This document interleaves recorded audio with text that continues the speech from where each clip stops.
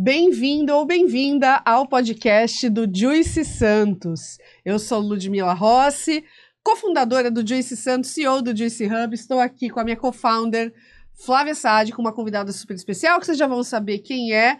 Mas antes eu quero dizer que nós estamos super felizes de retomar esse podcast, que é o podcast do Joyce Santos, para a gente falar de coisas da nossa cidade que não são aquele jornalismo super factual e não são aqueles temas abrangentes nacionais aí que afetam o nosso país inteiro. Vamos falar da nossa cidade, vamos falar das coisas que acontecem aqui, né, Flávia? Vamos levantar esses debates, né, necessários e colocar essas sementes de reflexão aí na galera pra gente pensar a nossa cidade e transformar ela, né, Lud? Exatamente. E a gente vai falar aqui hoje de um tema que é sobre histórias. O tema desse podcast é quem conta as histórias aqui em Santos.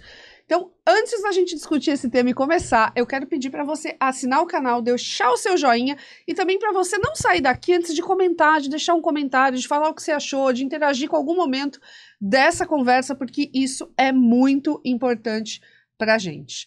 Então, bora começar anunciando a nossa convidada. Olá, Flávia, Lud, Flávia, tudo bom? Elas não estavam se controlando aqui, gente. Eu falei, gente, vamos começar a gravar, pelo amor de Deus, entendeu? Não é muitas coisas pra gente conversar, é isso, gente? Muita Obrigada história. pelo convite, pela possibilidade de estar aqui com vocês.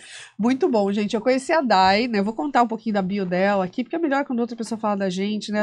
As mulheres ficam tímidas, o que eu acho bizarro, né? Mas elas ficam, ai, será que é tudo isso, Gente, né? eu conheço a Dai, assim, né, a gente conhece o trabalho dela desde o início do Joyce, porque a gente meio que trilhou um caminho aí, Sim. cada uma pelo seu lado, mas foi trilhando um caminho juntas, né? Mas vocês descobriram isso agora, né? A gente meio que eu já meio que conhecia o trabalho e o nome da Dai, né, no começo do Joyce, mas ela foi pra São Paulo, né, tá retornando agora, ela vai contar um pouquinho dessa história. Sim. Ó, a Dai, vou apresentar você, tá, Dai? A Dai é diretora, roteirista, pesquisadora audiovisual e professora também. Você coordenou o curso de multimídia no GLE10, que é o Instituto da Mulher Negra. Você já teve seus filmes aí rodando o mundo, né, na Mostra Internazionale de Arquitetura, nos festivais de Nova York, New York Festival of TV and Films nos Estados Unidos, MIPCOM Diversify TV Excellence Awards em Cannes e o Grande Prêmio do Cinema Brasileiro. E você trabalhou, fez coisas... Quando eu conheci a Dai, eu fiquei muito impressionada, assim, com o que ela me mostrou do currículo dela. Eu fiquei me sentindo mal, assim, eu falei, como é que eu não sabia disso? Né? Eu me sinto mal quando eu não conheço as histórias, né? Mas a Dai, você trabalhou em projetos criados pelo Emicida, pelo Fiote, você definiu, né, a questão do formato da série, do Quebrando o Tabu, né? E projetos para a GNT e Globoplay. Ou seja, olha o peso dessa biografia, gente, olha o peso desse currículo, que no fim das contas é um trabalho que é sobre contar histórias, né, Dai? Sim, gente, tô bem feliz e, assim, nervosa um pouco, porque retornar, eu fiquei um tempão, assim, 8 anos fora da cidade. Foi uma escolha, uma necessidade, eu acho que a gente já conversou um pouco sobre isso, né, pensando em oportunidades mesmo na cultura como um todo, nesse grande guarda-chuva aqui, o que é cultura, mas focado no processo de pensar o audiovisual na minha vida, assim. Eu nunca me vi cineasta, eu acho que isso é uma coisa que eu já relatei para vocês também, eu não me via nesse lugar, não era um sonho possível, assim, mas eu comecei a investir num caminho pelo ativismo, no primeiro momento, no ativismo antirracista. Eu fiz parte do coletivo Futuráfrica, lá em 2011. Aí quando eu conheci o começo do Juice, né? Isso. Exato, eu acho que se a gente vai lá no Juice, a gente encontra Sim, com esses certeza, materiais. daí que a gente conhece a Dai. E aí eu conheci o professor Carlos Moore, que é um professor que ele escreveu a biografia do Fela Kuti. Não só isso, ele também é um pesquisador muito importante para pensar o antirracismo no mundo. E aí ele virou para mim e falou assim, olha, eu acho que você precisa conhecer Salvador. Ele foi autografar o meu livro, e aí eu estava produzindo esse evento no Sesc Santos, e ele soltou isso, e eu falei, não, né, como assim? Não tinha ele num plano de possibilidades. E aí, vamos para um lugar meio místico agora. Em dezembro do mesmo ano, em 2011, eu tive um sonho, eu sonhei que é um sonho que me remetia à questão de uma ancestralidade que eu tinha que buscar. E aí uma amiga que morava em Salvador, nesse mesmo dia, me ligou, falando, olha, tem aqui uma oportunidade de trabalho, você tá a fim de trabalhar com produção cultural. E assim, eu estava muito já focada em pensar o protagonismo de pessoas negras, porque se a gente pensa em Santos, eu até estava conversando com o Cauê, né, da Mocotó Filmes, uma das coisas que eu entendi também é que, sendo uma pessoa que nasceu na ponta da praia, praticamente, sendo a ponta da praia o lugar que a gente sabe como é, Sim. se existem lá, pensando na classe média, 5, 6 famílias negras é muito, sabe? Não tinha lugar de pertencimento, Sim, né? na escola, Sim. no Exato. parquinho, né? De identificação, Sim. e aí a minha família, os meus pais são nordestinos, né? Então várias questões atravessavam uma falta de compreensão de quem eu era mesmo, Perfeito. radicalmente, assim, não é... Isso eu não tô falando pra fantasiar nada. E aí, foi no Ouro Verde, quando eu estive lá, até uma amiga que me levou, não lembro em que ano, que aí eu comecei a entender que existiam outros territórios da cidade que eram protagonizados por pessoas negras, e aí eu faço um filme chamado Ouro Verde, A Roda do Samba do Marapé. Mas isso, no meio do caminho, eu fui para Salvador. Fico um pouco em Salvador, 2 anos, aí volto para Santos, mas aí a gente já estava em 2014. Perfeito. Num momento em que as questões econômicas e políticas, elas estavam... Já tinha rolado, não é por 20 centavos, Exatamente, né? Que em muita gente 2013, caiu, inclusive eu, né? Assim, então, exato. todos nós, A né? gente estava vivendo aquilo... Somos todos o pato da Fiesp, né? Né, gente?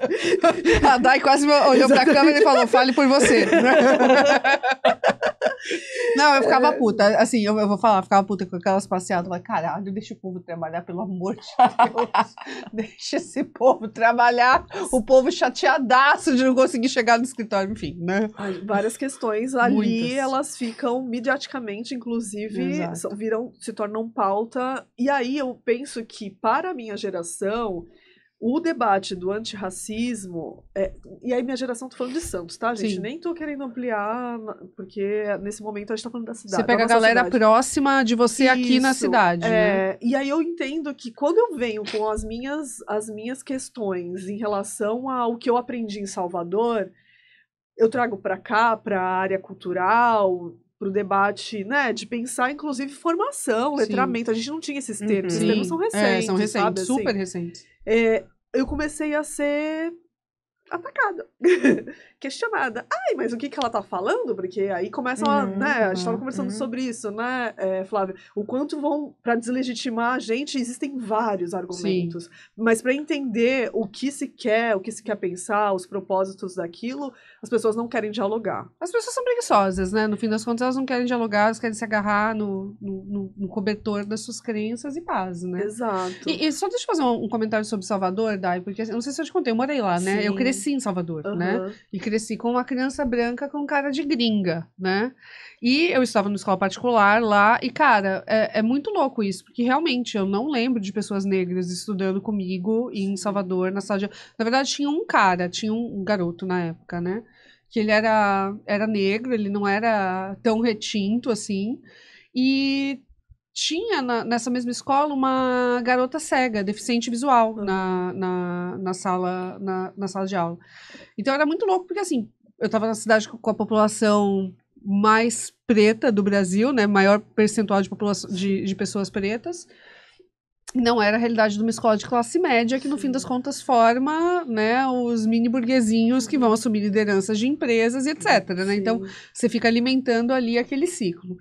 Só que uma coisa muito curiosa é que talvez tenha sido por ter estudado em Salvador e ter passado a minha infância lá, né? Eu morei lá até os quase 12 anos.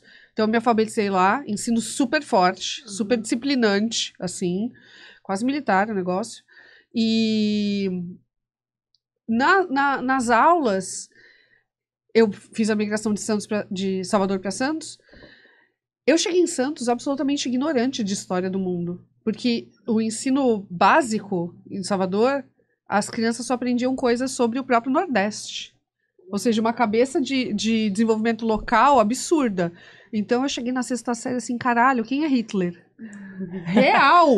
Assim, real. Eu fiz a quinta série lá. Talvez seja bom, teria sido bom, você não sabe Alienada, um pouquinho. Mas assim, tipo, a gente não aprendia história. É. Assim, pra valerem as coisas básicas de história, que eu acho que aqui começava Sim. na quinta série, né? Então, assim, mas perguntava na época a vegetação, assim, qual era a diferença entre caatinga e a outra vegetação. Pô, sabia tudo das guerras que rolaram lá. Então, assim, tem um processo educacional de conhecer as histórias do território que é incrível, assim, incrível. Queria que as crianças aqui em Santos, né, pudessem E a gente ter tá esse num tipo lugar de coisa. que é muito homogêneo, né? Talvez o Nordeste tenha uma grande diversidade. A gente tá num eixo Rio-São Paulo, Exato. que tá lá na TV. Quando você liga a TV, o que tá na Exato. TV? Eixo Rio-São Paulo, Sim, né? sim. E aí talvez é uma realidade que a gente já conhece, não tem muito a se descobrir, né? Exato, Que a exatamente. gente tá num lugar que Mas não tem muito a se volta pra falar aqui descobrir, de Santos. Volta, porque eu só queria fazer esse Sim. adendo de Salvador aqui.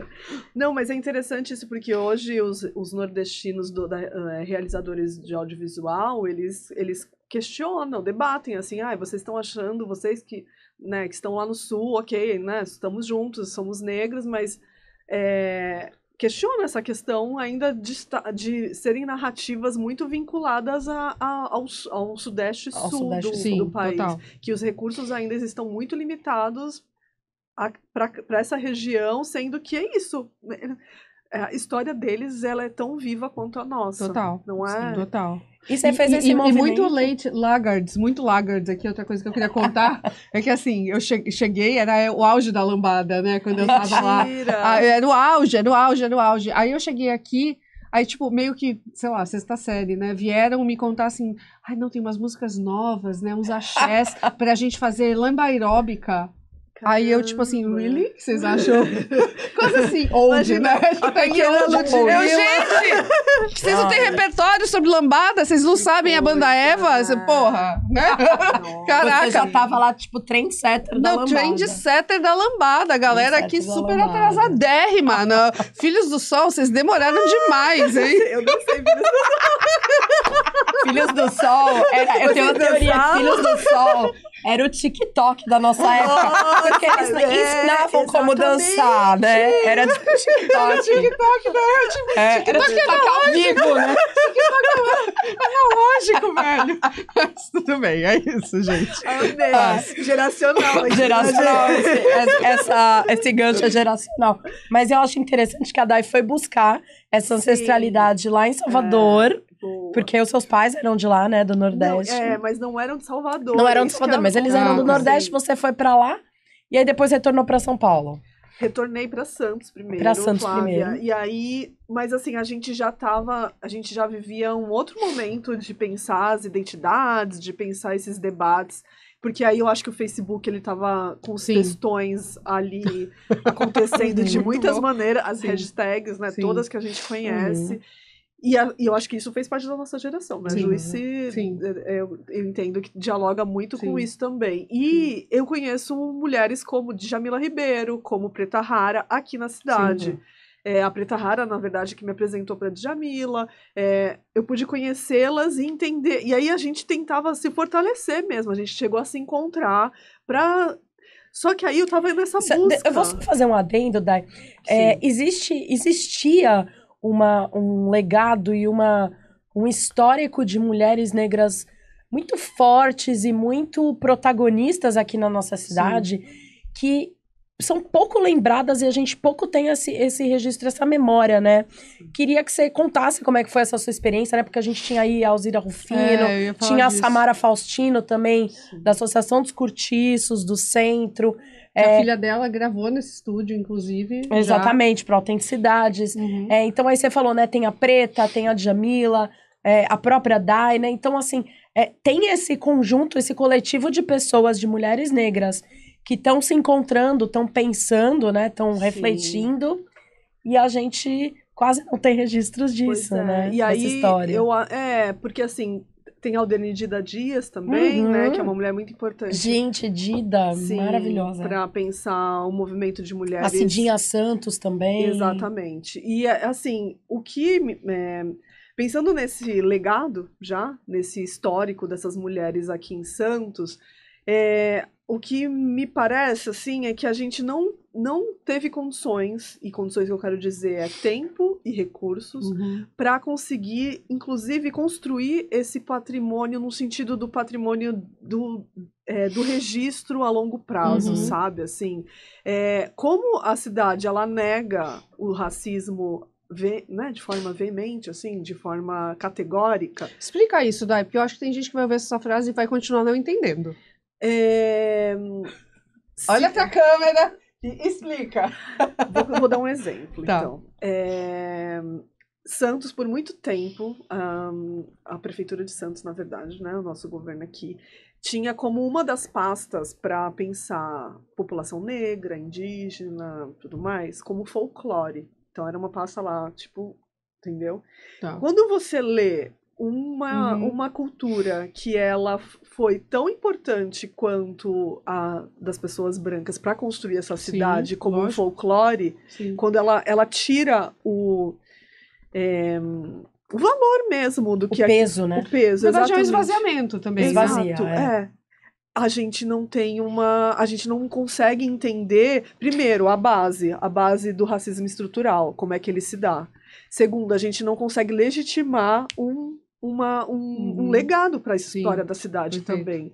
E aí, como a gente acaba tendo algumas pessoas que acabam representando a cidade de alguma maneira e que essas pessoas não tinham necessariamente um desejo mesmo de pensar, eu vou falar do Pelé, sabe, assim? Eu posso falar do Robinho, eu posso falar de outras pessoas negras que foram nomes fundamentais para representar a cidade fora, mas não tinham a possibilidade, aí eu não vou entrar muito em detalhes porque eu não conheço a biografia dessas pessoas a fundo, mas de trazer isso como um debate para a cidade. E aí, vamos aprofundar um pouco mais.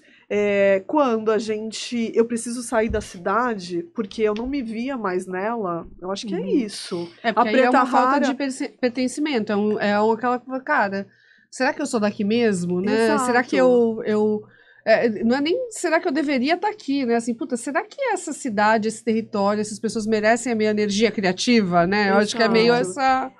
Você precisa se esticar muito ou se espremer muito, Não, né? inclusive assim. isso aconteceu de forma direta, tá, gente? Teve um episódio que foi na estreia de um festival de teatro.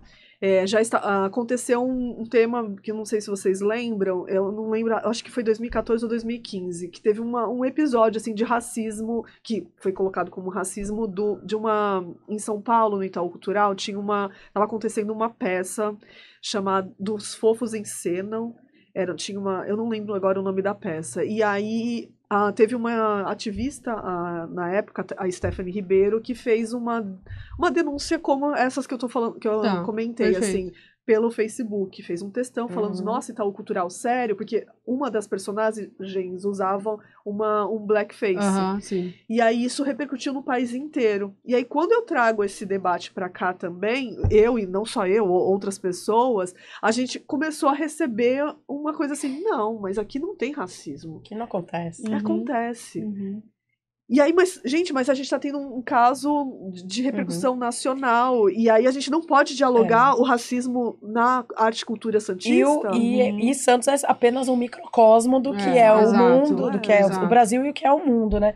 E é importante lembrar que a gente tem muitas histórias aqui em Santos que o santista sequer conhece, né? Tipo, pouca gente sabe que a gente teve um dos maiores quilombos do Brasil, que a gente teve uma das maiores lideranças, né, negras do Brasil, que foi o Pai Felipe. Quilombo do Jabaquara foi um dos maiores do Brasil, né? A gente teve Quintino de Lacerda, né? Esses nomes não são ensinados na escola, né? Eu conheço muito pouco desses nomes, tá? Falando aqui Esmeraldo Tarquínio, que foi podcast que a gente gravou um podcast, tem aí no canal do Juiz Santos, o Rafael Mota, é um cara que escreveu, um jornalista que escreveu um livro sobre Esmeraldo Tarquínio, que ele foi um prefeito negro, o primeiro prefeito eleito negro do Brasil, eu acho.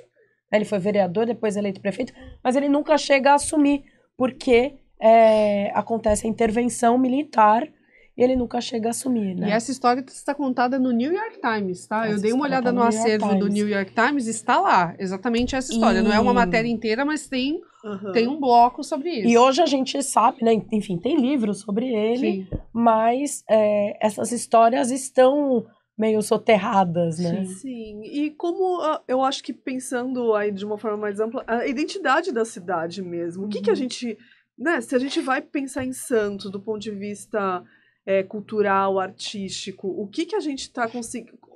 Da onde está vindo esse fomento, se não são os realizadores e artistas? Mas é isso que eu ia chegar. Não é o quê, é o quem, né? Não, eu acho que é o que a gente talvez precise começar a falar, cara. É quem tá com o poder de contar as histórias, né? Quem tá com o poder. E por que esse financiamento não chega?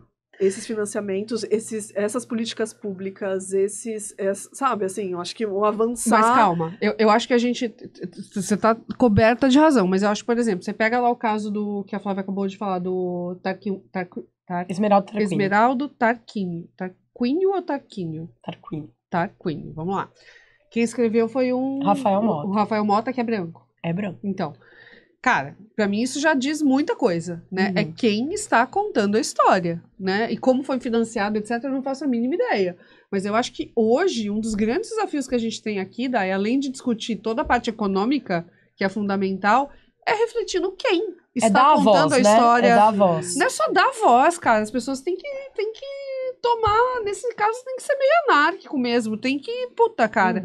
As pessoas têm que tomar consciência de que elas precisam registrar essas histórias. Eu acho que a gente vai tender a falar muito de cinema aqui, né? Mas eu vou dar um exemplo muito bobo, tá? Muito bobo.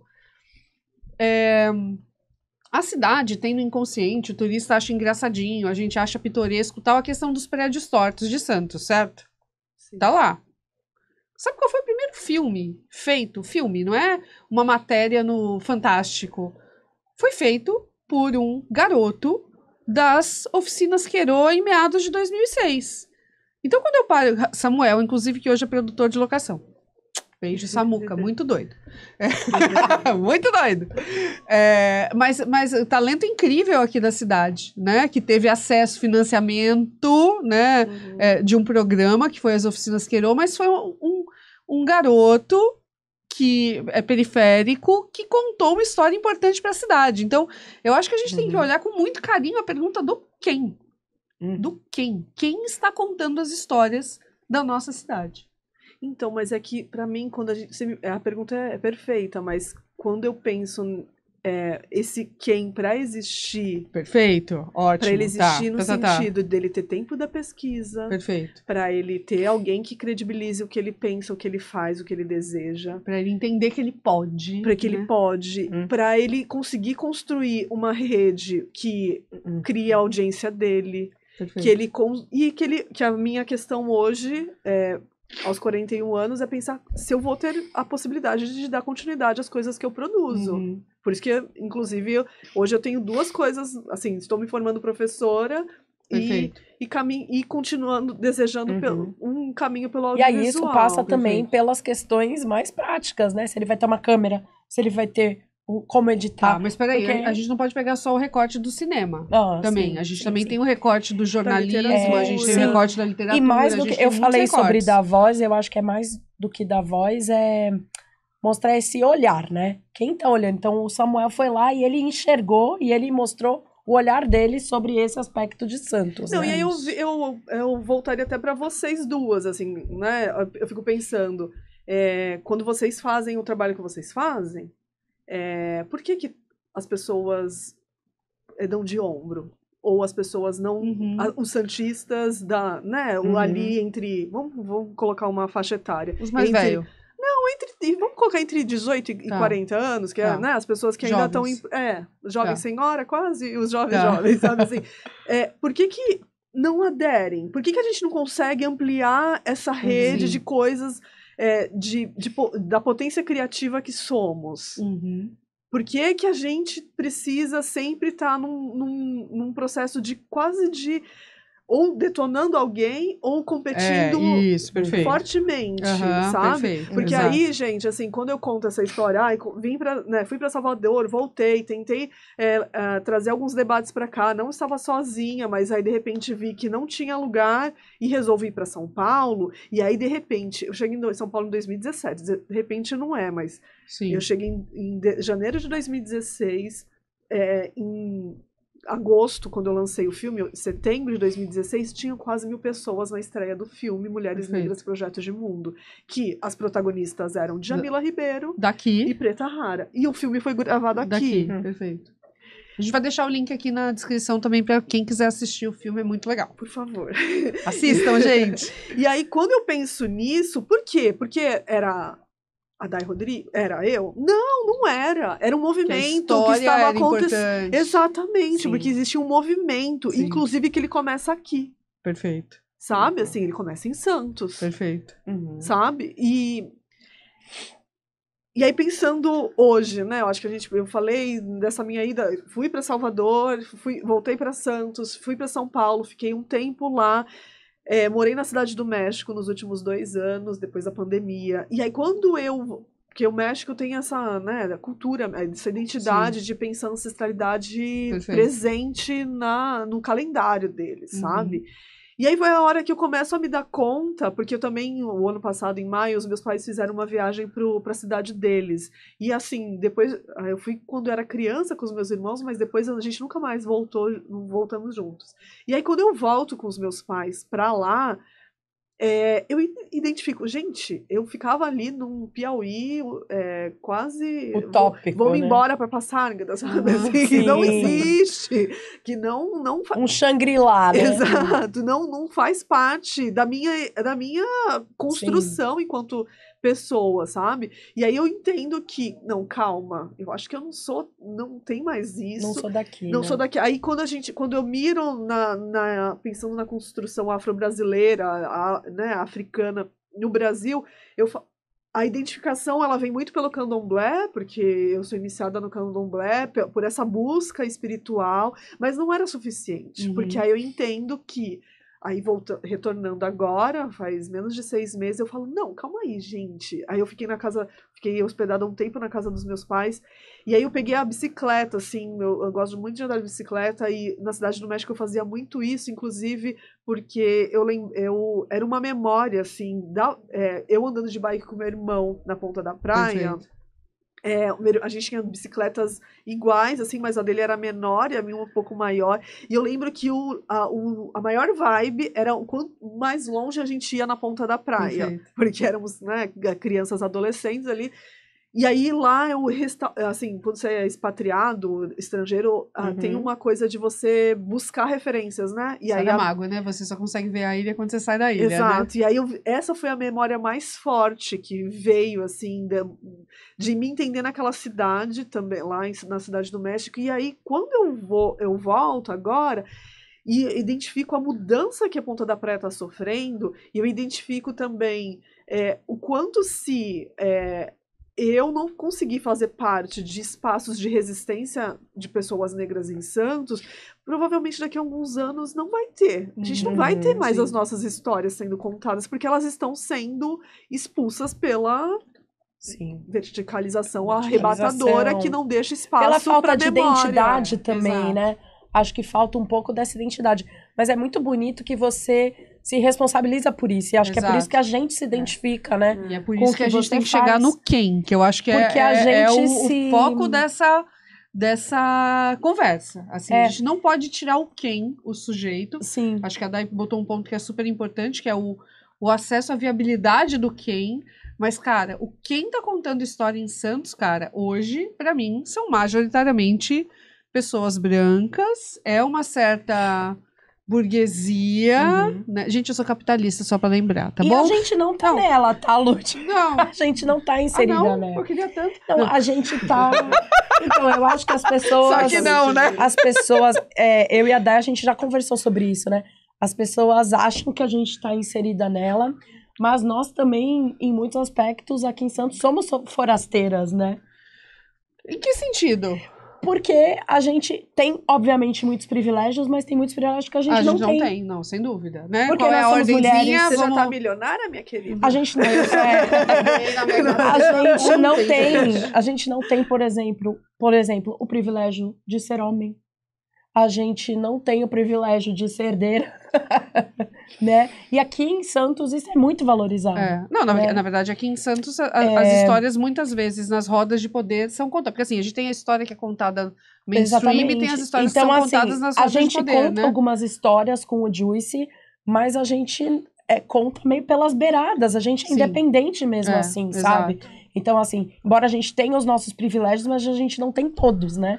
Não, inclusive não tem o privilégio de, assim, tem uma norma para você fazer parte desses, mesmo vocês sendo brancas, vocês precisariam cumprir algumas coisas que vocês não cumprem. Que a gente não cumpre. Não é nem só o sobrenome ou essa herança. E eu gosto muito de relembrar algumas... O que a gente não cumpre? Fatores. Qual é a lista? Fala, cara, a gente não cumpre, que às vezes a gente tá desse jeito, né? Eu gosto muito de lembrar, assim, nos primórdios do Juicy, o quanto não podia usar a blusinha da Riachuelo? Eu não sabia. Não pode usar Farm. Eu gosto muito de lembrar, assim, nos primórdios do Juicy, o quanto a gente, e acho que principalmente eu, né, que venho de uma profissão, assim, em que, né, o jornalismo, jornalista de bancada, ou jornalista repórter de rua, o quanto a gente era desqualificada e desprestigiada. Essas duas aí só estão fazendo um blog, né? E que hoje essas pessoas enxergam que a gente provoca transformações, provoca impacto com um negócio que começou lá atrás como um blog. Uhum. E que era a única forma de começar, né? Isso se chama liderança, né, gente?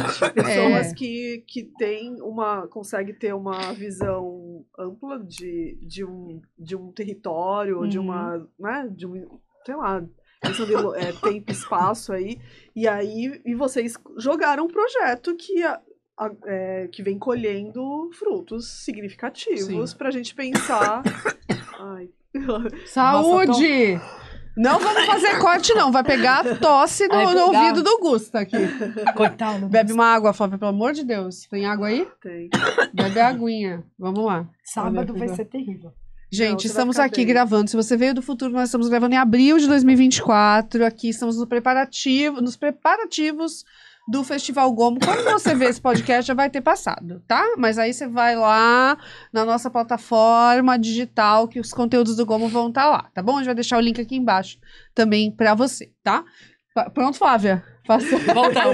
Voltamos! Não, mas deixa eu falar uma frase você aqui. Você quer falar do Ken ainda? Você acha que não, a gente só vai falar do Ken aqui. Não, a gente tá falando do blog. Não, mas tem uma coisa que a gente tem que tomar muito cuidado, assim, que são as mesmas pessoas que estão, porque a cidade é racista. E provavelmente essas pessoas não são pessoas negras que tentam pautar a transformação radical em relação à desigualdade de raça. E a gente não pode esquecer de quem está movimentando ainda assim a arte, a cultura em Santos, que sem fomentos. Né? Sim. Eu acho que, para mim, esse é um ponto que a gente não consegue, assim... Porque se é uma cidade tão rica economicamente, aí vocês conseguem trazer isso melhor do que eu, por que a gente não está pensando também numa transformação do ponto de vista da existência da arte? Não, mas assim, é uma cidade tão rica economicamente, mas é uma cidade muito concentrada economicamente, né? E o problema acaba sendo esse, né? Assim, no fim das contas, é isso. Não adianta ser rico se for absolutamente concentrado e se os principais stakeholders dessa riqueza não têm uma cultura de give back para provocar as transformações, né? Porque assim, cara, é uma cidade muito agarradinha no status quo. Né? Aqui em Santos ninguém quer transformação não, tá? Assim, 2 anos de Juicy Hub eu já consegui ter essa visão. Ninguém quer transformação. Assim, aqui transformação, ou vai dar meu trabalho ou vai me fuder, eu não quero, entendeu? E não é assim, né? A transformação social, cara, assim, se você vê palestras, né, e conteúdos profundos econômicos, né, sobre mercado imobiliário, que é uma vertical econômica super importante da nossa cidade, afinal a gente é a cidade mais verticalizada do Brasil, cara, se as cidades forem homogêneas, essas cidades estão ferradas a longo prazo. Elas deixam de ser interessantes, elas perdem valor no mapa, elas perdem valor cultural, que aí eu volto para o quem, né? No fim das contas, a gente está discutindo economia, né? Então, o quem, uma cidade diversa, é uma cidade boa economicamente, porque se ela não for interessante, as pessoas mais ricas vazam. Quem está falando isso não sou eu, é Richard Florida, que é um cara que estuda economia criativa desde o começo dos anos 2000, entendeu? E essas verticais, Lud e Dai, elas são muito centradas em concorrência, né? Exato. Em Alta embate, competição. em competição. Então, assim, É né? isso. A indústria, o porto, né? São coisas muito... A construção civil, elas são muito focadas em embate, em concorrência, né? E acho que a gente tenta trazer, que é uma coisa mais da arte também, né? De trazer um pensamento mais coletivo e de tentar dar a mão, ou tentar dar acesso, ou tentar dar palco para outras pessoas, porque tá todo mundo junto, né? E porque assim, gente, a gente tá vivendo um colapso Sim. da crise, né? Sim. Da crise ambiental, Sim, não é isso? exatamente. E aí eu fico pensando no ano novo, foi muito engraçado, eu tava lá na ponta da praia, na casa dos meus pais, e aí faltou água. No ano novo? E aí eu falei, gente, olha que coisa, a gente tá Caraca. preparada pra isso? Lá na ponta da praia. E aí eu tô Que é um dizendo... bairro nobre. E aí eu tô apontando isso porque, assim, o que me parece também é que a gente não consegue pensar que sem memória, eu fico pensando muito num campo da preservação das memórias, e isso pode acontecer de várias maneiras, mas sem a gente entender, você traz o ponto da diversidade, né, Lud? Mas eu fico pensando assim, tá, então a cidade expulsa todas as pessoas negras né? E aí, essas pessoas estão preparadas para o processo de desumanização delas mesmas? Porque o problema, para mim, do racismo, ele afeta, né, primeiramente, claro, as pessoas negras. Elas são afetadas sistematicamente. Sim. Sistemicamente. Mas quando a gente pensa do ponto de vista das pessoas brancas que não passam por um processo de entender o quanto elas carregam a violência dentro delas, seja na subjetividade, seja de forma estrutural mesmo. Ignorância. Mas o que elas também sofrem as consequências disso, né? É uma desumanização. Uma cidade sem diversidade não é uma cidade. O ponto para mim é esse. Se a gente não consegue pensar num avanço em relação a esse debate dentro da cidade, e aí em todas as instâncias, sabe? Assim, inclusive, porque é isso, o que me faz sair de Santos foi a falta de oportunidade de trabalho? Foi. Que aí eu acho assim, tem uma questão racial, mas foi a falta de diálogo com a galera da arte e da cultura naquele momento. Eu não tenho como esquecer, sabe, assim, o que aconteceu naquele período. E as pessoas sabem. Quem for assistir o nosso podcast sabe de quem eu tô falando, sabe? Foi muito cruel. Foi um momento que eu falei, cara, o que eu tô fazendo? Porque a gente, enquanto pessoa negra, pra gente chegar no coletivo, a gente tem que vencer primeiro o nosso corre individual. É isso aí. Porque senão a gente não vai conseguir fazer, sabe assim, o Gueledés, por exemplo, que você citou, que eu fiz parte, eu colaborei por 3 anos. É uma instituição de 35 anos. Elas foram fundamentais para pensar, inclusive, as cotas raciais nas universidades públicas. Vários debates, não só elas, mas protagonizaram, e assim, só que não surgiu assim. Não foi só uma vontade individual, entende? Só que na cidade de Santos, a gente não tem nem condições, às vezes, de... Porque aí, eu lembro que eu te falei de uma manchete que fala? De uma matéria lá nos anos 2010, que um prefeito falou, se as pessoas não têm direito, se as pessoas não conseguem pagar o seu apartamento na cidade de Santos, elas têm que ir pra Praia Grande. Então, indo mesmo agora, olha só. Estão indo para Praia Grande. Então, mas a Praia Grande é a cidade que mais cresceu no estado, 33%, né? Inclusive, tem o melhor shopping da Baixada Santista, né? Por acaso, né? Assim, que é o Litoral Plaza. Agora, cara, eu queria dar 2 passos, porque eu pensei em falar um monte de coisa aqui enquanto você estava falando, Dai, mas assim, eu quero citar aqui a frase de um cara... Não, aliás, eu vou falar outra coisa. Vou falar uma coisa baseada no que você falou da questão do racismo, né? O que eu percebo aqui em Santos? Porque a gente tá falando há bastante tempo aqui da questão do racismo, mas o podcast não é sobre a questão do racismo, é a questão das histórias que passa por isso, né? Mas aqui em Santos, acho que a forma mais fácil de invalidar essa questão do racismo é aquela fala padrão, assim, não, mas eu não vejo cor. Né? Tipo, que é muito comum nas rodas do empresariado, esse tipo de fala. Inclusive tem amigos que são, né? O amigos que são, o pessoal parou de usar, acho que um pouco, né? Por causa da piada, mas assim, não, eu não vejo cores, pra mim não tem nada a ver, que não sei o quê. Somos todos iguais. Aí, geralmente, eu falo assim, então tá, vamos fazer o seguinte, Que tal no seu final de semana você assistir um filme na Netflix chamado Marcados? Aí você vai entender, né, que a branquitude é uma coisa inventada. E eu sempre gosto de citar a coisa da origem da palavra escravo, né? Escravo em inglês é slave, né? E quando eu descobri isso, eu falei, cara, isso explica tanta coisa, né? Tanta coisa, é tão profundo você entender o significado das palavras. Se a palavra em inglês significa escravo, é slave, né? De onde vem a palavra slave? Então, a palavra slave vem que os primeiros escravos eram os eslavos, que eram pessoas brancas.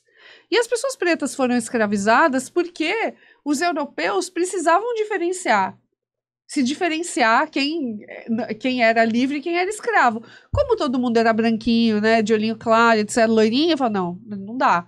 O que a gente vai fazer? Vamos olhar os asiáticos, vamos olhar a Ásia ou a África.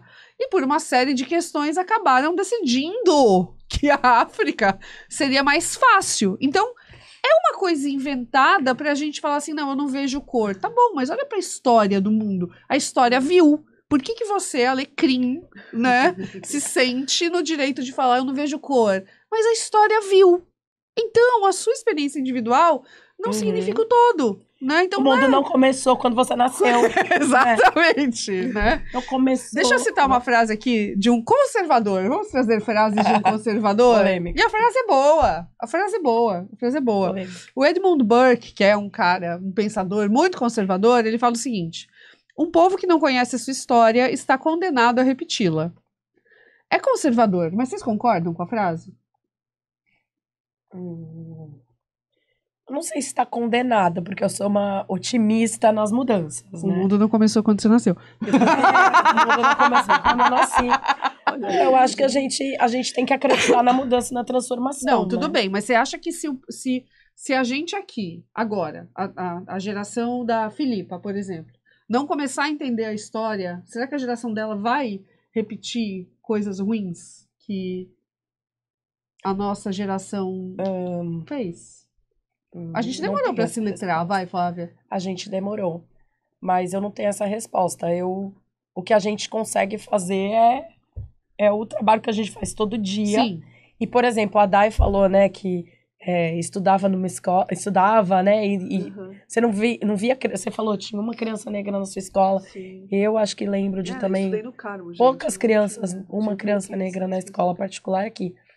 Na escola da minha filha, a gente tem um grupo de pais antirracista, né? E aí a gente cobra da escola políticas da escola, uma escola particular, lógico, e tem muitos pais brancos, tem pais negros, tem pais brancos, mas a gente tenta oferecer também para a escola a nossa visão do que a gente acredita que poderia trazer mais diversidade para a escola, Sim, não só para as crianças, mas para a equipe, porque eu quero que minha filha tenha professores pretos. sim. Eu quero que tenha mais gente Sim. em posições de liderança que sejam referência para ela, né? Quando eu falo da coletividade para as pessoas negras, eu entendo hoje, e aí eu acho que é por isso que eu chego aqui no Juice Hub, é por isso que eu gosto muito das conversas que a gente tem colocado na mesa, assim, é porque do jeito que as coisas estão, do mundo degringolando, do capitalismo acirradíssimo, A polarização, a baixa cognição, né? se a gente não conseguir construir um espaço comunitário É e isso coletivo a longo prazo, Isso aí. estamos todos muito ferrados. Porque assim, como é que vai ser? A Flávia tem uma filha. Você não, eu também não. A gente é da mesma geração. Quem é que vai cuidar da gente mesmo daqui a uns anos? Porque faz parte, né? Da gente sim. pensar, não só continuidade, porque eu acho que nem é sobre isso. É dessa rede que a gente Sim, vai, exato. entendeu? E aí não A gente tem que precisa... montar uma república de idosos aí, né?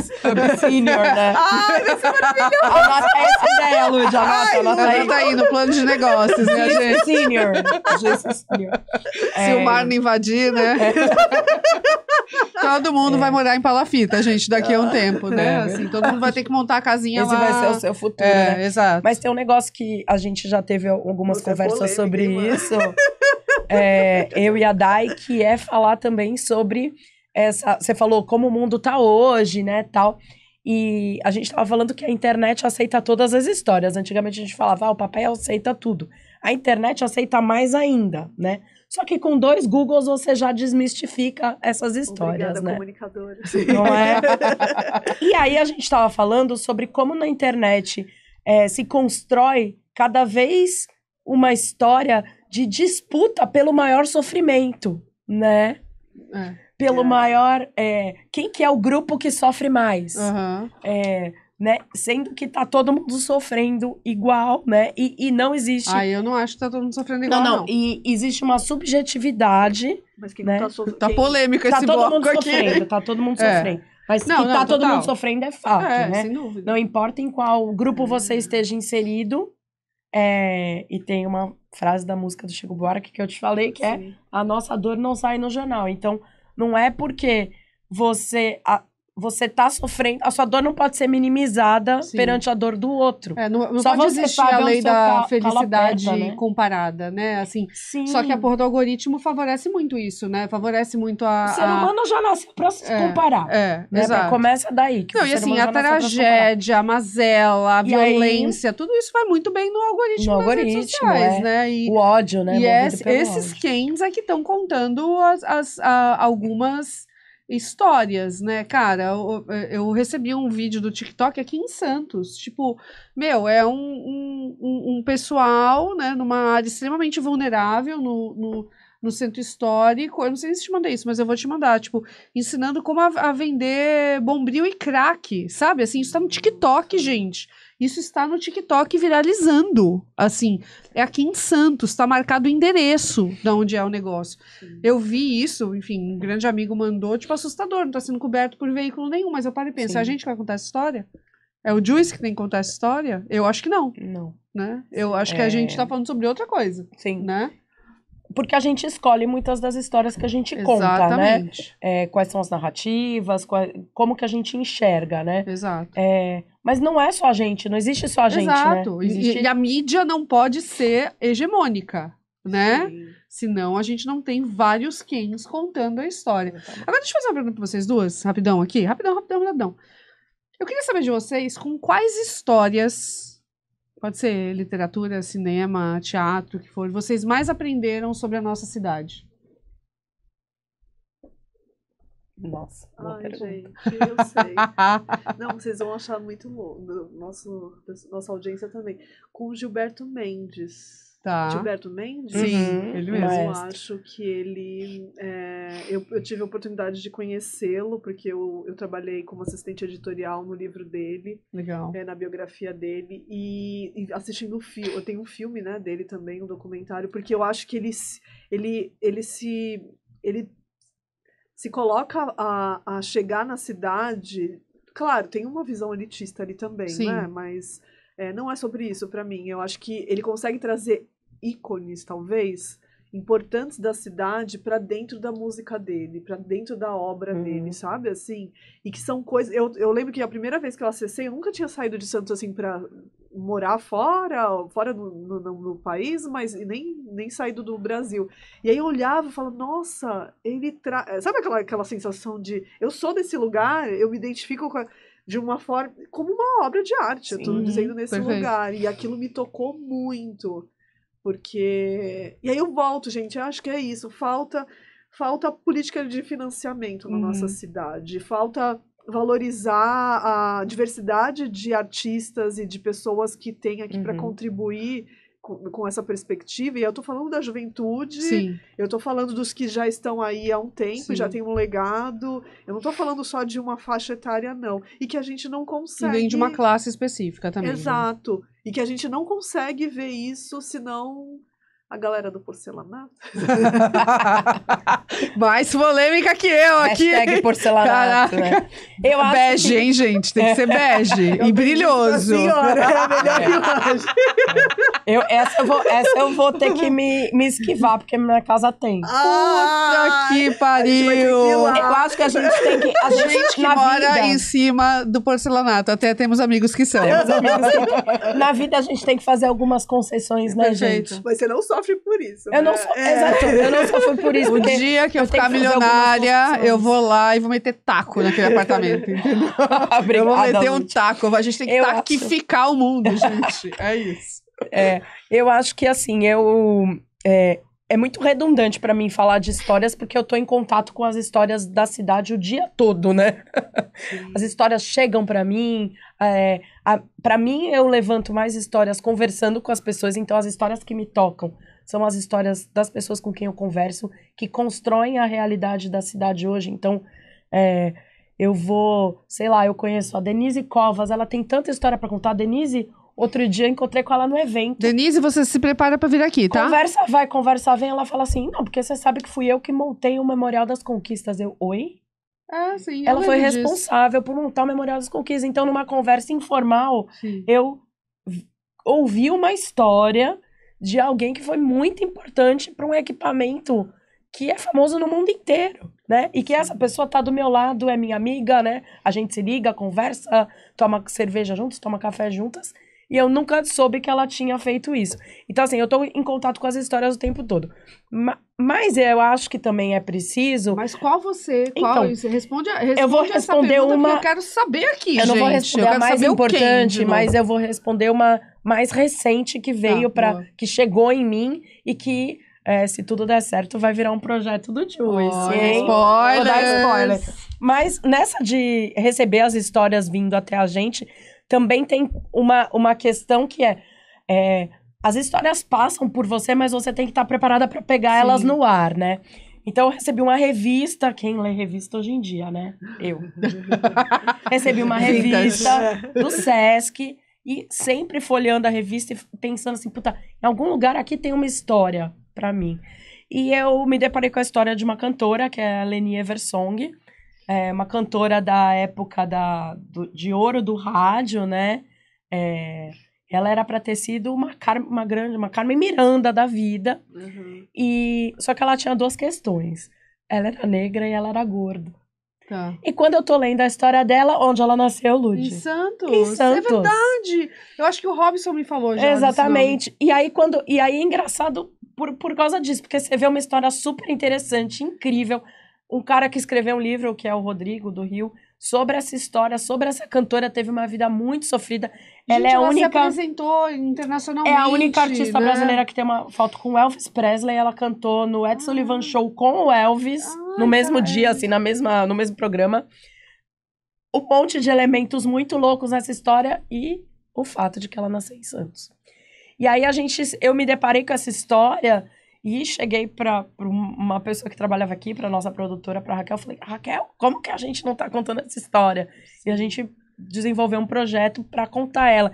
Então, assim, as histórias estão aqui, mas a gente precisa desse radar, dessa coisa pra... Desse tempo, que é um privilégio. Porque você vê, em algum momento eu já tinha ouvido a história dela, mas aí o cara escreveu um livro e tal, não estava pronta para ser contada ainda. E talvez agora ela seja, se tudo der certo, ela vai ser um projeto nosso. E a gente vai fazer num formato de um jeito bem diferente, porque acho que também tem isso, né? No Juice a gente às vezes se pega em formatos, em coisas que estão muito testadas e aprovadas, né? Mas a gente precisa desse tempo criativo para desenvolver novas formas de contar as histórias também, né, Dai? E aí eu fico pensando, Flávia, que assim, você falou da questão do sofrimento como ali uma bandeira, muitas vezes, dos debates. Mas Aí a pessoa começa a tentar achar na sua história o que ela sofre mais do que você, vira um negócio... Porque o sofrimento dá like, viu, gente? É verdade. E aí, assim, pra mim, como vem de uma história de muita escassez de oportunidades, as oportunidades muito limitadas ali, que se eu não aproveitasse ao máximo, tinha uma coisa assim da minha família, você tem que ir, você tá na escola, você tem que ser aluna nota 10. Você precisa entrar na universidade pública a qualquer custo para você ser realmente... Então, isso, inclusive, hoje a gente debate isso dentro do movimento, dos movimentos sociais, do movimento de mulheres negras, do movimento negro. O quanto esse lugar dessa cobrança para você ser o melhor, ela é violenta, sabe? Assim, fui por esse caminho, mas o que eu quero dizer é o seguinte...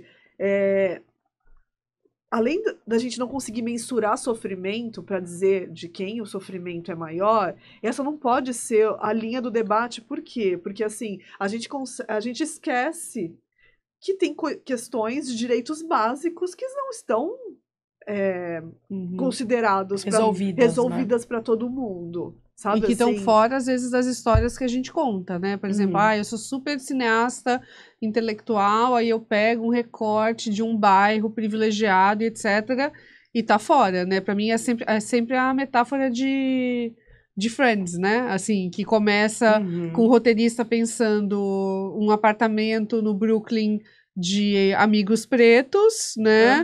E numa condição perrengada, e de repente a série estoura porque são atores brancos morando num apartamento no Sorro, com trabalhos, né, não tão legais ali, mas, conseguindo viver uma vida num apartamento de luxo, né, assim, utopia pura, né. E aí, é isso, porque espera-se de mim, eu vou falar na primeira pessoa real, no assim, CPF. Histórias de tristeza, de lamentação, quando você conta dessa referência, esqueci o nome dela. A Leni Eversong. Quando você fala dela, eu fico pensando, é isso, com certeza ela não queria contar a história trágica de ausências, de faltas, sabe assim? E aí, o que eu tenho tentado construir, quando vocês me perguntam como é que é essa volta, o que está acontecendo, é isso, eu nasci num bairro de classe média. Eu, filha de retirantes nordestinos, nasci no bairro de classe média. Já me tentaram de me deslegitimar. Você não é ativista suficiente. Tá, mas você sabe o que aconteceu? Você tinha que ter a carteirinha da periferia, né? E aí, você sabe quão trágico é você ser a única família retirante no bairro de classe média? Você acha que havia afetos para mim? Que havia rede de apoio para minha família? Então é sobre isso, é sobre o sofrimento. Você quer que eu conte a minha história de sofrimento, então, para dizer por que eu me tornei ativista? Então a gente tem que parar de achar que o mundo é pela linha da falta. Mas sabe o que é curioso ouvir isso? Ao mesmo tempo, uma das respostas que eu daria para essa pergunta, né? Que a pergunta é: com quais histórias vocês mais aprenderam sobre a nossa cidade? Para mim, um momento icônico de virada que me ensinou bastante sobre Santos e São Vicente, não só sobre Santos, foi o TEDx da Preta Rara, que falava de tristeza, né? Como é que é a frase dela? A senzala é o quartinho da empregada, né? Assim, eu vi aquele TED e falei, não é possível. Não é possível que essa porra esteja acontecendo aqui. Não é possível. Não tava eu vi depois ao vivo, rolando, foi bem impactante. Eu falei, não é possível que isso tá acontecendo aqui, no máximo 10 quilômetros da minha casa. Não é possível. E tá, porque os relatos são reais.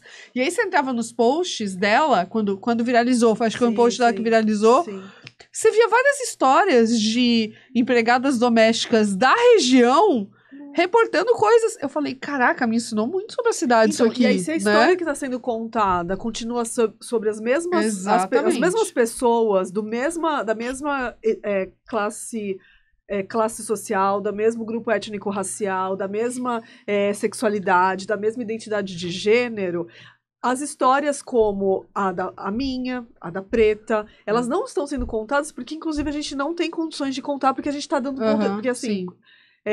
Esse TED da Preta foi nos anos 2010. Anos 2020 são outros paradigmas. Se você entrevistar a Preta hoje, eu tenho certeza que, pelo menos até onde eu consigo acompanhar das coisas que ela torna pública, que ela vai trazer, ela quer prosperidade para a vida dela. Exatamente. É isso aí. Ela não quer a tristeza dela. E é importante lembrar que a gente passou aí uma fase de 4 a 6 anos, né? Em que a gente precisava, em que todos nós precisávamos, que estávamos resistindo, que estávamos num pensamento mais progressista, a gente estava precisando resistir para sobreviver, né? Então, assim, ainda que tivesse o ativismo e tal, a gente estava, assim, tipo, funcionando no mínimo, né? Exato. Só para poder existir no Brasil, né? Exatamente. E essa que você falou é muito importante, né? Porque, assim, começa a falar o arco da Preta, né? Começa a falar de direitos básicos e de dignidade e vai falar de prosperidade, né? Eu acho que é esse arco. Maravilhoso. E uma outra pessoa que eu acho que me ensinou muito sobre a cidade, aí eu não tô falando nem tanto de audiovisual, literatura, pessoas públicas, mas eu tô falando de música, talvez tenha sido o Chorão, né? Tipo, pô, a história da banda, né? A história da formação de uma juventude aqui, de um contexto específico, eu acho que ensina muito a questão do pertencimento, né? Assim, hoje eu acho que ao redor do Charlie Brown existe uma identificação muito imediata, geracional e de território. Assim, acho que poucas pessoas fizeram Que não é elitista, tanto. né? Exato. Sim, eu nunca tinha visto. Assim. Não, Não, eu acho que não é elitista. Eu acho que atinge todas as camadas, né? Mas ainda assim, por exemplo, você não tinha nenhuma pessoa negra na banda, né? Tem ainda uma imagem, né? No sentido da figura que não é um cara engravatado. As músicas chegam em todas as classes sociais. Eu acho que isso é fato. E sabe o que eu lembrei, Flávia? Não tem a ver com o Santos, né? Mas a história da cantora, pra mim, tem muito a ver com a história do Backstreet Boys versus Boyz II Men, né? É quase a releitura disso, né? Assim, tipo, 4 garotos brancos, né? Com um talento X, e 4 garotos negros, ou 3, eu não lembro, Boyz II Men, mas com muito mais talento e que não explodiram, né? Porque foram substituídos por outra história, Sim. por outra narrativa. Quem não sabe essa história, a gente tem um documentário muito bom. This is Pop. This is Pop, na Netflix. Vai lá ver, porque conta essa história. É uma aula também sobre o racismo que a gente não percebe, né? Sim, o soft racismo. O soft racismo, né? Sim. Que né, gente, é um grande problema que a gente tem. O racismo estrutural, né? E uma outra coisa que eu queria discutir, a polêmica aqui, tá, gente? Pra gente caminhar aí pros minutos finais. Tem um amigo meu que ele fala uma coisa que é muito engraçada. Ele fala que a maior habilidade do santista é o storytelling, tá? Porque, basicamente, ele fala assim, não, é aquela coisa de comer mortadela e arrotar caviar, né? Então, quando a gente parte desse princípio, né, de quais são as histórias e de quem conta a história, também tem essas histórias de sucesso fake, né? Também tem essas histórias de... como é que ele fala, né? Boas histórias sem substância ou resultados, né? Tipo, ou seja, uma sociedade que vive de aparência, né? Sim. Que vive... de um sucesso do passado que não é mais verdade, né? Aquela elite que quer manter a sua imagem independente de qualquer coisa, né? Tipo, que mora num puta prédio, mas você vai entrar no apartamento, puta que pariu, né? Assim, esse é o tipo de coisa curioso de cidades como o Santos, né? De cidades pequenas. O que vocês acham disso? O que vocês têm a dizer sobre isso? Assim, sobre... Você primeiro. Vai, nossa comunicadora. Eu não acho que é de Santos, tá? Eu Você acho que é do ser humano, assim, né? Como eu falei lá no começo, né? O ser humano tem a questão da comparação já inerente em nós, né? E aqui eu acho que nesse microcosmos, nessa coisa que a gente acredita ser provinciana, e não é, na minha opinião, não é provinciana. Você acha que a gente não é uma cidade provinciana? Eu acho que não. Eu acho que é. Eu acho que eu acho que não, porque senão vocês não existiriam. Mas a gente luta. A gente viaja, né? Tudo bem, mas... Tem muito santista que não viaja, né? Entenderam Santos. Eu sempre costumo falar, né? Que é foda entender Santos. As pessoas falam pra mim assim, nossa, Val, você já viajou tanto e tal, você nunca morou em outro lugar? Eu nunca morei em outro lugar. Meu irmão mora fora do Brasil, mas eu nunca tive o desejo de morar fora de Santos, né? Mas eu acho que ter crescido na Bahia mudou minha vida. E eu volto, tipo assim, Santos é o meu lugar, eu volto sempre pra cá. Eu conheci muitos lugares no mundo, mas minha casa é aqui, meu lar é aqui. Eu não acho que a gente é provinciano, mas a gente... Mas eu acho que isso não é um problema de Santos, eu acho que é um problema do ser humano. Não, eu acho que pode ser um problema do ser humano, mas assim, eu acho que a gente, por ser uma ilha, por ser uma cidade muito concentrada, todo mundo consegue observar um ao outro muito facilmente, e essa necessidade de manter as aparências, elas são muito por essa super concentração, assim... cara, quando eu morava em Salvador, putz, eu conheci gente muito mais milionária do que a galera que eu conheci em Santos, e pra mim foi muito choque, assim, sabe? Tipo, de ver a galera, assim, que tinha grana mesmo, se comportando, porra, pé no chão, né? E aqui em Santos, o pessoal achando que, meu, que é, tipo, cria do Elon Musk, entendeu? Assim, não, né? Assim, eu não sei, é uma falta de sei lá, assim, de dar mais importância para a materialidade do que a materialidade realmente tem, sabe? Assim, eu acho que a gente tem muito essa coisa. Mas é uma coisa de São Paulo também, né, Lud? Não Talvez, talvez. É, de Santos, de eu acho que é bairros de de São São Paulo, né? mas também São Paulo tem aquela, assim, aqui em Santos, dependendo da roupa que você sai, do seu jeito, você vira um personagem único. Em São Paulo, Sim. Santa da Paulista, Ninguém tá nem aí pra você, aí, né? ninguém se importa. Santos é aquele irmão, né, que você... Tipo, ninguém pode falar mal do seu irmão que você vai lá e bate. Mas você pode, né? Você pode bater no seu irmão.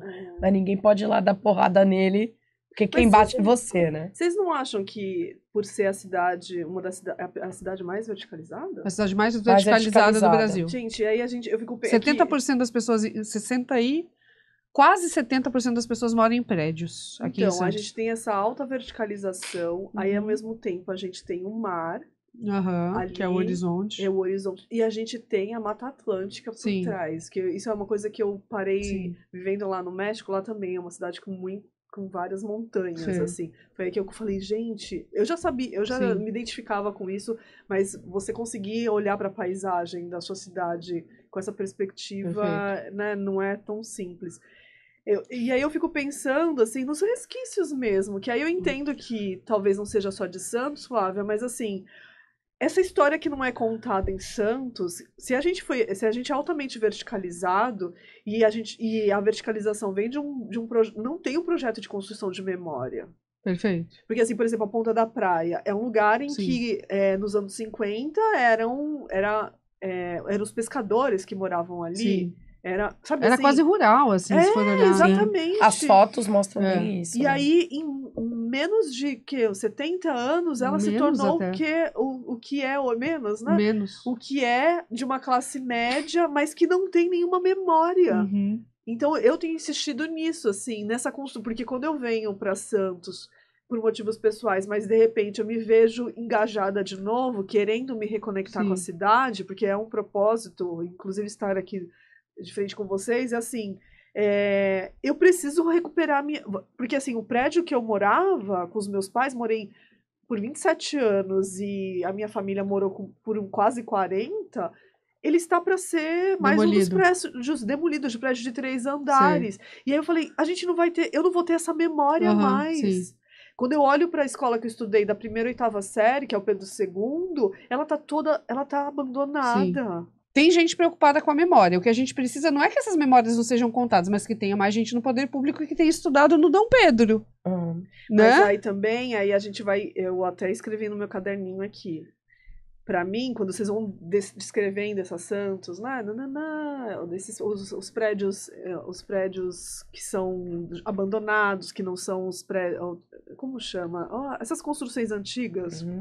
Tombados. Exato, são abandonados, que não há um processo de recuperação. E eu tenho certeza que não tem a ver com a pessoa que está coordenando isso, tem a ver com um pensamento maior. Aí eu volto pra gente debater racismo, gente, porque assim... pensamento elitista, da branquitude, ele é o quê? É um processo de apagar tudo. Apagar, inclusive, a memória. Tem um negócio... A memória de quem ajudou a construir a cidade. Porque quem construiu a cidade, tenho certeza que boa parte foram os retirantes nordestinos, foram as pessoas negras escravizadas, as indígenas também. Sabe, assim, então, o quanto, legal ter um centro de memória, algo assim, do Colégio Santista, mas e essa memória de quem fez essa cidade em outras instâncias? Por que a gente não tem essas pessoas? E por que quando quem de fato levantou a cidade, né? Ou porque, na verdade, a gente até tem, mas assim, por que não tem ninguém interessado, né, hoje, nessa agenda? Porque deve ter muita coisa da Fundação Arquivo e Memória de Santos sobre isso, eu né? até penso isso também. Deve ter. Agora, como tá organizado, como tá... vontades, desejos, isso aí, exatamente. Precisa ter as dores e precisa ter as pessoas comprando essas brigas, né? Assim, eu acho que e aí, isso. eu falei pra vocês, né, que eu entendi um limite do ativismo na minha vida por questões por questões pessoais mesmo.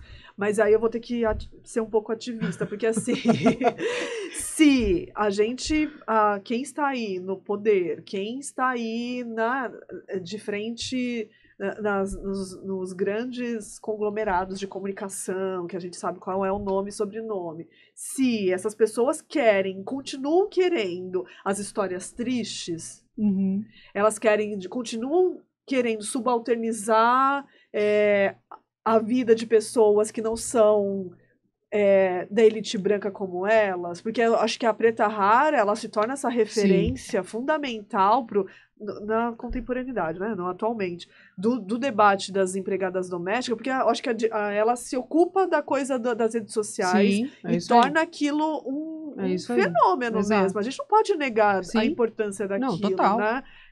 Foi muito impactante para mim. E é um impacto nacional, não é só na nossa região, né? E aí eu penso nisso, que a Preta traz e que a gente já conversou, que é onde estão as mulheres negras? Onde estão os homens? E para quem eles estão tendo que servir, sabe? Assim, servir num lugar de tirar a sua humanidade. E aí não é um problema ser empregada doméstica, porque né, não é essa questão. A Preta Rara fala isso, eu estou só copiando aqui um pouco o que ela diz. Mas a questão é a gente achar normal, a gente continua... Porque a gente estava conversando, né, Flávia, da história do Davi, do Big Brother. Eu estava na casa dos meus pais nessa temporada, então eu comecei a assistir Big Brother de novo com a minha mãe. Era o momento que a gente tinha ali para ficar na frente da TV fofocando sobre Big Brother. E aí, quando eu vejo o discurso final da Globo em relação a esse menino, eu acho muito cruel e violento. Eu não sei qual foi. O discurso é de que agora você vai realizar seu sonho. Então você tem que entrar num programa... Sempre tem o Salvador Branco, né? Sempre tem o White Saber, Você vai ter que entrar num programa de reality pra você ser visto. Ou seja, você precisa de prosperidade, a gente vai te dar a sua prosperidade aqui. E assim, tem que ser sorte. E passando por um sacrifício, né? De ter sido deslegitimadíssimo, ele ficou sozinho, sabe assim? Ele foi agredido, sofreu. Mas é um retrato da sociedade, né? Não deixa de ser um retrato do que acontece aqui fora, né? Então, é um retrato, mas assim, a partir do momento que quem tá ali com o microfone no lugar de poder, ela pode transformar esse discurso e ela não consegue fazer em 2024, é porque a gente ainda tá bem Não, mas eu acho que a gente tá super. Sabe? Só que aí o problema é que essa água vai bater na bunda de todo mundo. Sim, não, eu concordo. acho que é isso. Quando você faz a metáfora, né, que algumas pessoas vão achar infeliz, talvez, né, Lu, de dados que vamos viver em palafitas, isso é fato, mas assim, cara, eu sou um amigo meu, amigo não, mas assim, uma pessoa que eu conheci, fiz uma especialização lá no Sesc em 2016. Cara, era um museólogo, coordenador de museus. Ele foi morto na Santa Cecília, lá em São Paulo, porque ele foi assaltado. Um homem branco, de olhos azuis, sabe? Assim, a gente tá vivendo nesse mundo. Sim, a gente tá. Total. Sabe? As violências, elas vêm de todas as maneiras. Inclusive, aí pra falar de sofrimento, dos adoecimentos. Sim, total. Porque o mesmo Big Brother que faz o menino vencer, pega a TikTok lá e ela fica exposta ali, mostrando que ela já não sabe mais o que é realidade, o que é... E aí ela faz a narrativa de estou tomando os meus remédios. E quem não pode tomar os seus remédios? Não, e assim, né? Essa crise, esses gaps sociais, essas mazelas sociais, elas não são só manifestadas na pessoa que está em situação de rua, elas são manifestadas num idoso de 70 e poucos anos tendo que sustentar um millennial ou um Gen Z, porque essa pessoa, por alguma razão, não se colocou no mercado, porque tem problema de saúde mental, etc. A mazela social, ela é branca também, né? Ela tem a carinha branquinha, que parece que mora bem, mas não mora, mas está sofrendo, né? Então, esse tipo de coisa é o que a hiperconcentração de riquezas, de histórias, de narrativas, etc., vai criar, né?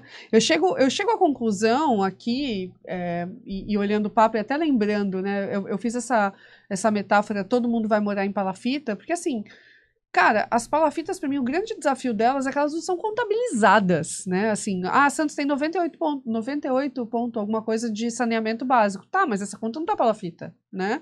E morar na Palafita custa caro também. É alugado, não é assim, eu ocupei e acabou, né? A gente viu isso aqui num episódio do Autenticidades, né? Então, puto, o mar vai invadir, quem que vai virar isso aqui com mudança climática, com esvaziamento de território, com falta de oportunidade para a juventude, né? Todo mundo pode acabar em situações de vulnerabilidade, né? Eu acho que isso é importante a gente trazer para cá, porque a maioria das pessoas nem cogita isso.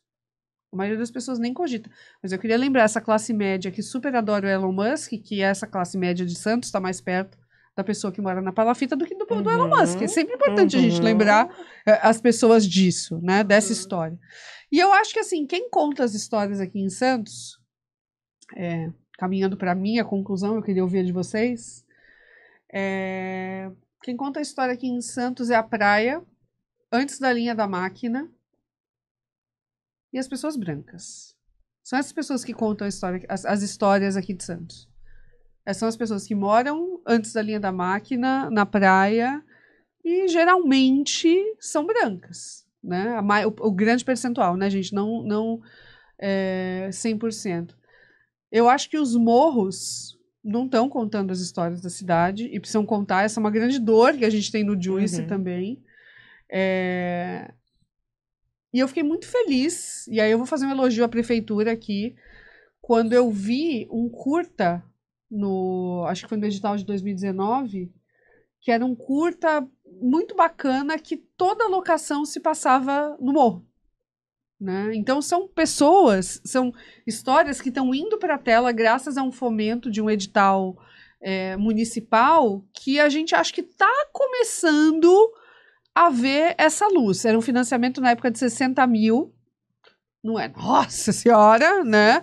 Mas é uma janela que a gente tem para ver, né? Um curta 100% filmado numa casa no morro, acho que foi no Morro do São Bento. A gente tem um curta que é o Se Transformar, que é um filme lindo com a Renata Carvalho. É Renata Carvalho, né? Com a Renata Carvalho. A gente tem o Deus de Areia, né? Que foi dirigido pelo Cauê, que, tipo, cara, é um filme de época feito com 60 mil reais. Não sei como a gente tirou essa ideia do papel, mas tudo bem. Então, eu não lembro se eu esqueci de algum, mas esse tipo de coisa para mim, o Cauê, né, não é uma pessoa branca, né, é um filme que está se passando no morro, e uma pessoa, na verdade não uma pessoa, né, mas várias pessoas periféricas e trans, né, se transformar. Essa para mim é uma esperança, tô falando de cinema só, né. Eu queria ouvir o contraponto de vocês. Eu falando do ponto de vista podcast, minha gente. Do ponto de vista do jornalismo e da comunicação, quem contam as histórias são as famílias. Boa! Né? Mas a gente sabe que hoje em dia, como são as famílias? São sobrenomes, né? São sobrenomes que contam as histórias aqui. Mas como são as famílias, né? Eu ouço muita brincadeira, Lúdia, que como meu sobrenome é Saad, as pessoas são assim, como assim você não é herdeira da Band, né? Fala, então, gente, newsflash, não sou, né? Só tenho o sobrenome. Então, aqui em Santos, as histórias são contadas pelas famílias, pelos sobrenomes, mas eu sou uma eterna crente, uma eterna... tenho uma confiança muito grande nas histórias independentes. O Juice é uma delas, né? A gente tem muitos outros canais que vão desde influenciadores que estão contando histórias, sim, goste ou não dessas histórias, mas que estão registrando, estão contando, né? Acho que precisam contar mais, né? Porque, assim, eu acho que é um papel hoje dos influenciadores, sim, né? Criar essas micronarrativas, né? A gente tem desde os influenciadores, até passando pelo Juice, que é um veículo independente, sim, uma plataforma de conteúdo, até, né, tem o Diego Brígido da Nove, sim, tem conteúdos sendo contados por esse pessoal independente, que eu acho que tem um perfil muito mais de colaboração, né, e de não ter uma mentalidade de concorrência, porque no jornalismo a gente tem aquela coisa assim, existe o furo, né, que é quem dá a notícia primeiro.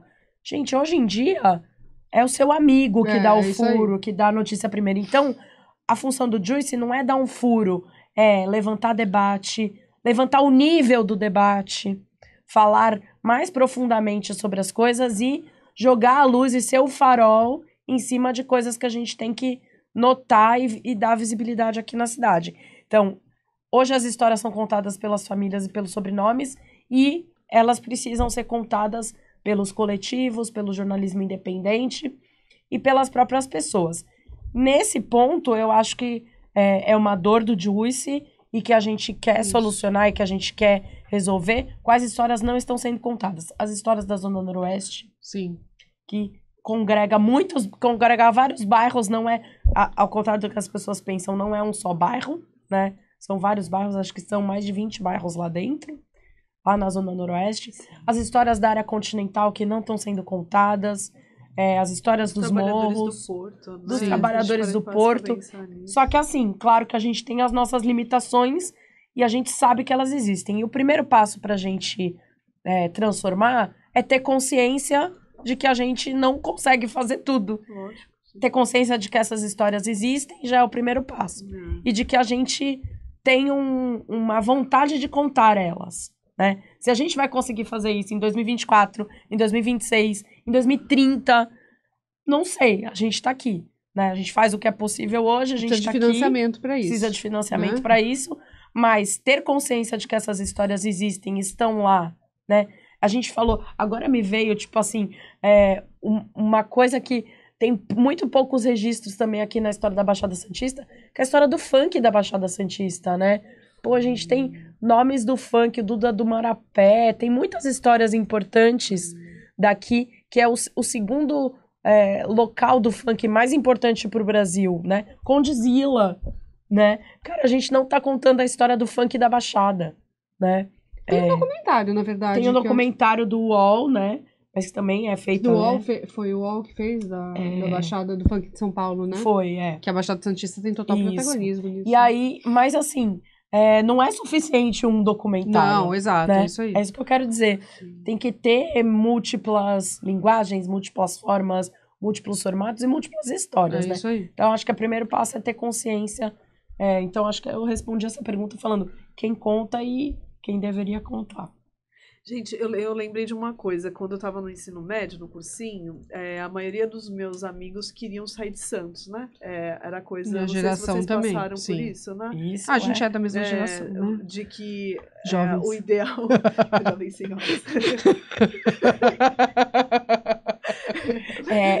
Eu vou mandar conta a história, jovem senhor. Nós somos jovelhas, esse é o nome, do meu grupo de amigas, Ah, porque é? nós somos jovens demais pra ser velhas e velhas demais pra ser jovens. Adorei.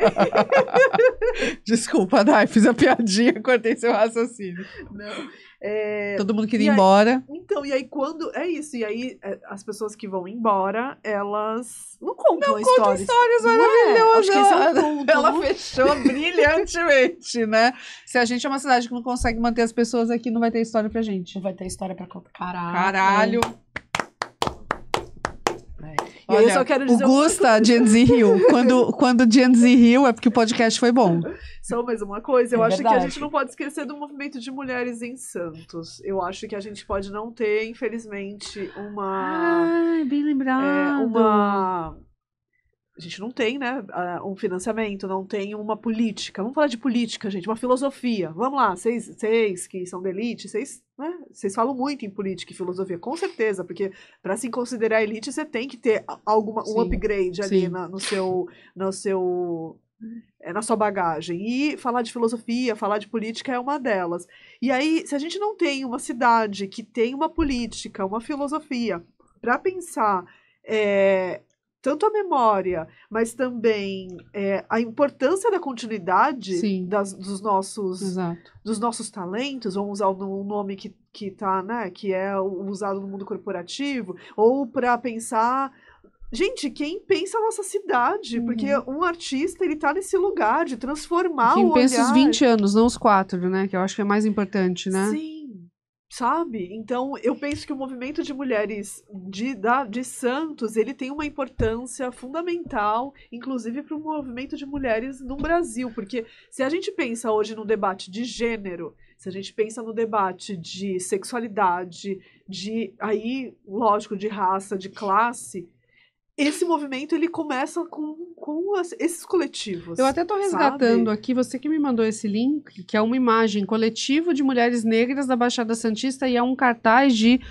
11 a 14 de maio de 89. Exatamente, né, a gente gente? estava começando a redemocratização, Sim. sabe? E aí estava acontecendo isso aqui na cidade. Mas a massa, a classe média, mediana, média. Pão, Medíocre. média, né? E aí a gente não pode gostar só de pessoas negras, Lud, assim, quando pra ser quase da família, Essa frase é ou horrível, né? pra ir no samba, que Sim. essa pessoa do grupo Sim.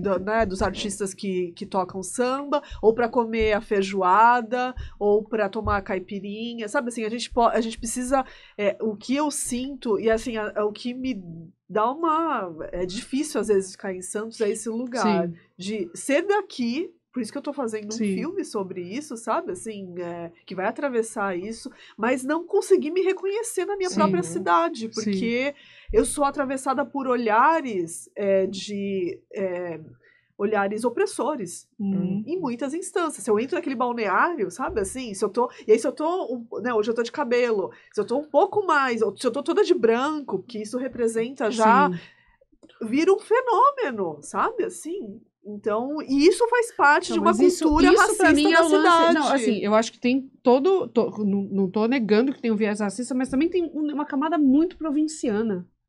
Muito provinciana, muito E é ignorante. provinciana porque foi colonizada. Exato. E uma cidade colonizada é uma cidade racista. É isso aí. E não é porque você que tá assistindo pensa assim, nossa, mas eu não acharia estranho que isso não existe. Porque a sua experiência pessoal não representa o todo, né? Porque eu conheço muita gente que iria falar assim, mas se eu visse a Dai de trança e de branco no shopping, pra mim ia passar despercebido. Mas não é porque pra você passa despercebido que isso não existe, né? Que esse sofrimento não existe. Tá faltando memória, tá faltando isso da história. Faltando memória. Sabe, então, escute um pouco mais as mulheres que saíram daqui, Djamila Ribeiro, Preta Rara, que elas, o discurso, o debate delas, é esse. E saíram daqui. Não, e se pergunta também coisas, se você gostar muito de olhar pra sua própria vida, tá tudo bem, né? Se pergunta assim, cara, por que no departamento da empresa que eu trabalho, na área de liderança, não tem uma pessoa preta? Por que não tem uma pessoa preta? Porque nunca nenhuma pessoa preta mandou em mim, né? Essa pergunta é muito boa, né? Por que nunca nenhuma pessoa preta mandou em mim? Né? Assim, me liderou. Me liderou, exatamente. Tipo, por que naquela mesa, naquela fotografia, não tinha uma pessoa preta, né? Acho que essa... Quantos amigos negros realmente você conseguiu construir ao longo da sua vida? Exatamente. Não é sobre uma coisa ali pontual. Exatamente. Quanto você consegue ir adiante na vida? Exatamente.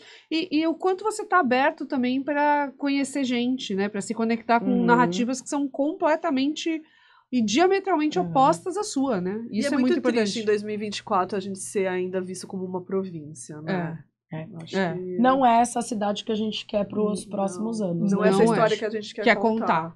A gente vai contar várias histórias. Gente, se você gostou desse podcast, se você achou polêmico alguma coisa, comenta aqui embaixo. Se você não gostou, comenta. Se você gostou, comenta. É muito importante. A gente vai deixar as redes sociais aqui de todo mundo. Dai tá com um filme aí no forno, né? Exato. Que se passa na ponta da praia, né, minha gente? Enquanto não formos engolidos pelo mar, estaremos contando histórias. Corre, Dai, porque acabou. Boa, Dai, 2050, ó. Né? Que nada melhor, né? Que nada melhor, né? Exatamente, gente. Olha, o Bona, tem uma piada muito boa do Bona. Bona, aqui do Juicy Hub, tem um caiaque. Então, assim, gente, agora não é mais quem tem amigo que tem casa com piscina, não. É quem tem amigo que tem caiaque, minha gente. Bora, entendeu? Barco, caiaque, é isso. Ele vendeu? Caraca, Bona, você perdeu pontos com a gente, Bona. Que tristeza. Foi pra você que ele vendeu, Augusto? É isso, gente. Esse é o Juicy Santos, esse é o Juicy Hub. É a gente falar de um assunto super sério, terminar dando risada. Gente, não, aqui vai de 0 a 100. Porque é prosperidade e leveza, né, gente? Mas sem esquecer que a gente tem anos muito desafiadores pela frente. É isso, E aí a gente. desumanização não cabe, viu, gente? Essa subalternização, né? É isso mesmo. Dai, uma honra estar aqui com você. Obrigada, Todas as Dai. conversas são divertidas e eu aprendo muito, né? Assim, a Dai, ela parece meio séria, assim, meio brava, assim, mas ela é zero isso, tá, minha É gente? verdade. Vamos desconstruir esse estereótipo aí, tá, É gente? verdade. Vamos desconstruir esse estereótipo aí. Que todos nós temos vieses, né? Então eu até brinquei com ela. Eu falei, achei que você era meio brava, Dai, né? Assim, mas ela é um doce, uma figura. A gente não concorda com um monte de coisa, mas seguimos aqui em bons diálogos, Sim. boas conversas e boas histórias, né, Dai? Sim. Obrigada, viu, gente? Que papo Obrigada incrível. por esse... Ai, foi mesmo. Arrasamos. Vocês arrasam. Juiz. Até É o isso. próximo podcast do Juicy Santos. Deixa seu like, vem pro Juicy Hub, segue a gente nas redes sociais, comenta lá, seu engajamento vale muito, tá, gente? Especialmente para canais independentes como o nosso. Até o próximo. Valeu. Ai, gente.